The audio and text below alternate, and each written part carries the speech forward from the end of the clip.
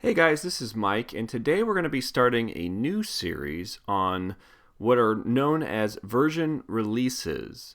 So this week, a new major release of Logos 6 was just made public and accessible by everyone. It went live, so that is Logos 6.10.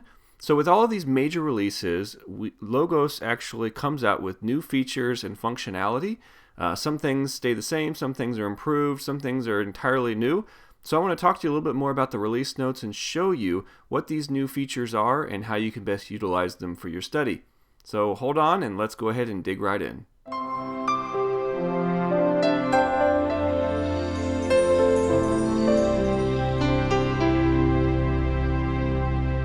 So the first place that we're going to want to go to look at the release notes is a web page in your web browser. So I'm going to go ahead and turn to my web browser here, and that's wiki.logos.com. Wiki.logos.com, and on the main page underneath the Logos 6 section, there is a link to Logos 6 release notes. So go ahead and click that if you'd like to follow along. And you can see all of the different releases for Logos version 6 here. So we've got version 6.1, 0.2, 0.3, so on and so forth. And the one that was just actually went live this past week was Logos 6.10. So we can go ahead and click that option here, and that's going to take us into the release notes page where we can see all of the new features, functionality, bug fixes, so on and so forth that came out with this major patch. So the first section of this is what's called Logos Now. So you actually have to have a subscription to the service Logos Now in order to get access to these new features. We're not going to spend any time going over these today just because I want to be a little bit more open with this so that you don't have to be a subscriber. You just have to be an owner of Logos 6 to take advantage of some of the features. So this could be another conversation for another day. So that's where you can get those. So what I'm more interested in is this stuff down below under the new features, because this is available to anyone that has the Logos 6 software. You don't have to be a subscriber, you just have to own the software. So the first thing we're going to talk about is Bible search. So if we actually go to read the description here, we see it says added pericopes to the reference selector. So what does that mean?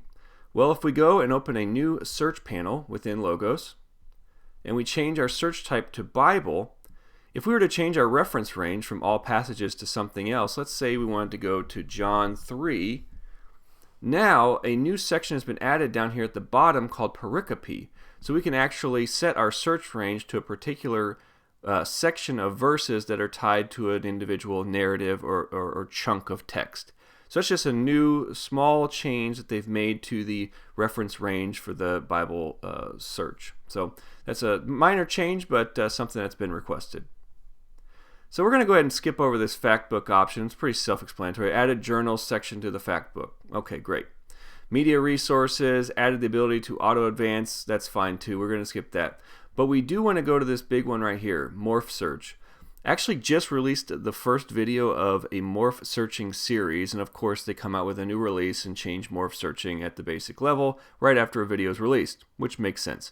But this is really it's not a huge change. It just changes a little bit of the way that you're able to search using morphology searching.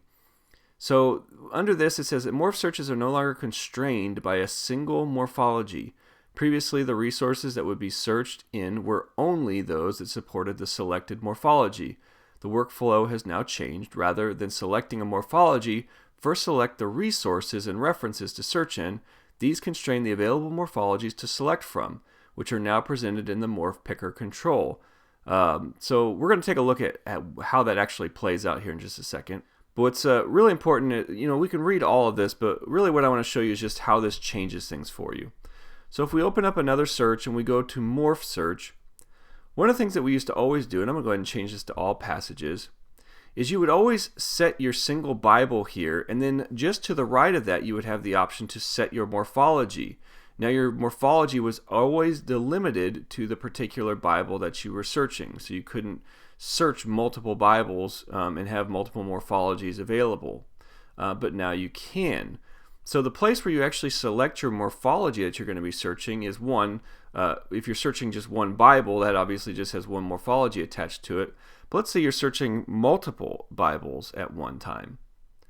So what you can do instead, let's say I have a collection of called Hebrew Bibles, and this just contains two different Hebrew Bibles. It has the Lexham Hebrew Bible and the Anderson Forbes Hebrew Bible, which both have their own Hebrew morphology. So the place where you actually select the morphology is down here in the search panel. So when you type the @ symbol, within the drop-down menu, you now have the option to select the morphological database that you want to search. So instead of up here, it's now within the @ symbol menu.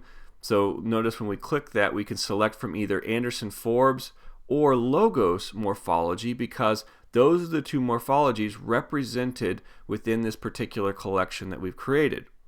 So if I want to search Anderson Forbes, let's say Hebrew morphology, I select Anderson Forbes, and notice how it adjusts my parts of speech that are available to me.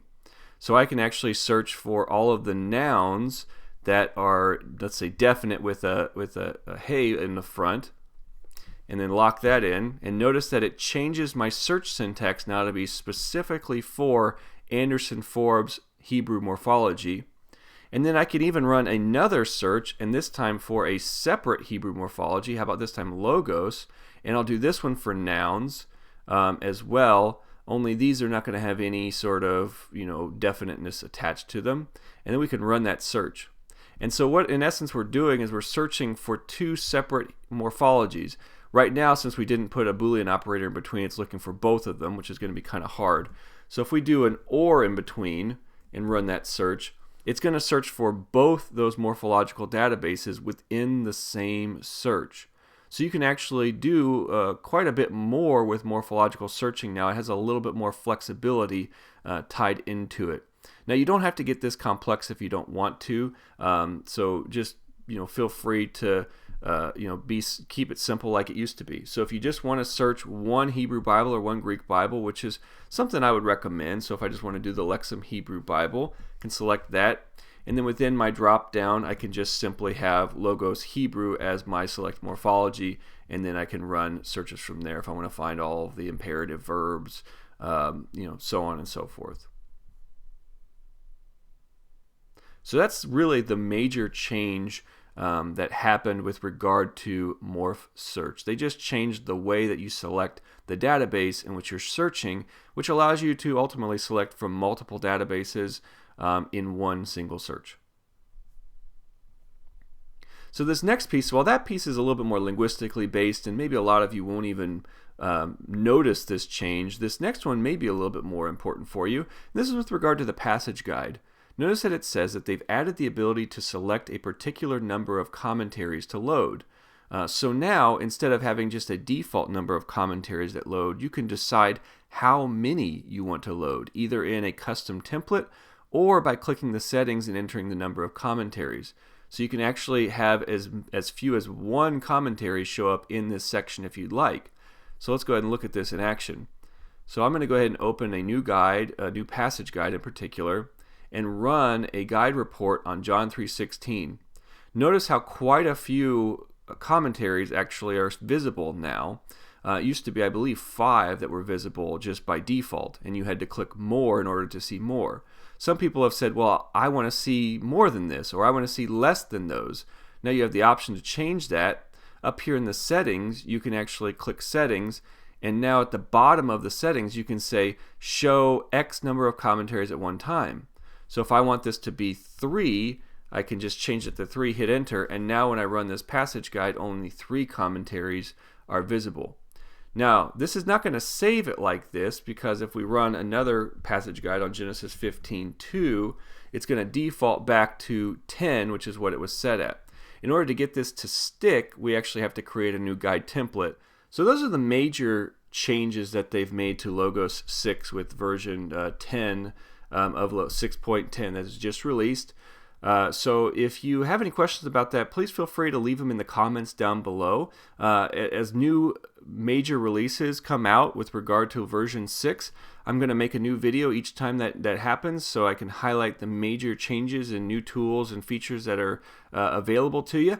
So please, if you like this, make sure that you like the video, and if you'd like, go ahead and subscribe to the channel by clicking on the button here, because this will give you an automatic update anytime a new video from my channel has been added. So if you like my content and you like the stuff that I publish, please go ahead and subscribe, and make sure that you like the videos so that way I know what else to create and what's going to be of interest to you.